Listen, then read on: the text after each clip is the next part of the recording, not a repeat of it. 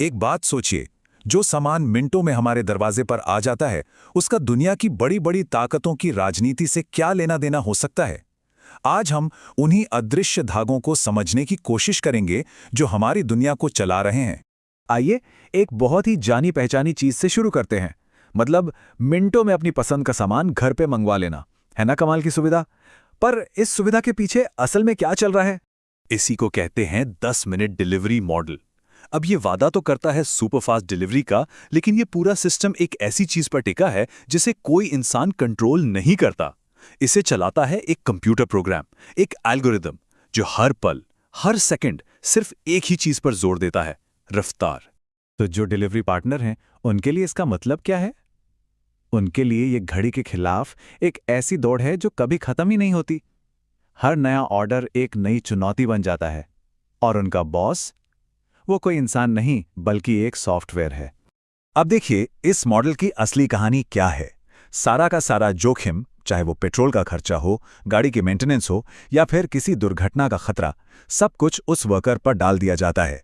मतलब ये कंट्रोल का एक ऐसा खेल है जिसकी इंसानी कीमत बहुत बहुत ज्यादा है। तो ये जो एल्गोरिदम वाला कंट्रोल है ना, ये सिर्फ एक इंसान तक ही नहीं रुकता।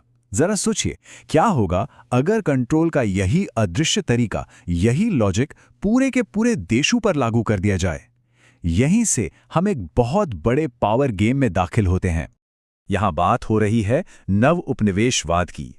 देखिए, ये कंट्रोल का एक नया तरीका है।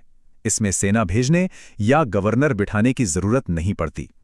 यहां खेल होता है पैसों का, कर्ज का और राजनीतिक दांव पेंच का। इस स्लाइड इस बदलाव को बिल्कुल साफ दिखाती है। एक जमाना था जब साम्राज्य झंडों और गवर्नरों के दम पर चलते थे।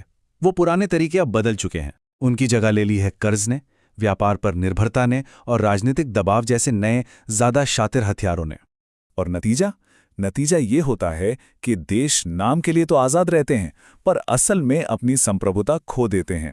उनकी नीतियां, उनके फैसले अब अपने लोगों के भले के लिए नहीं बल्कि बाहरी ताकतों के फायदे के लिए बनने लगते हैं। तो हमने इंसानों पर कंट्रोल देखा, देशों पर कंट्रोल देखा, लेकिन उस सबसे बड़े सिस्टम का क्या, जो हम सबको चलाता है, हम सबको जिंदा रखता है, हमारा अपना ग्रह?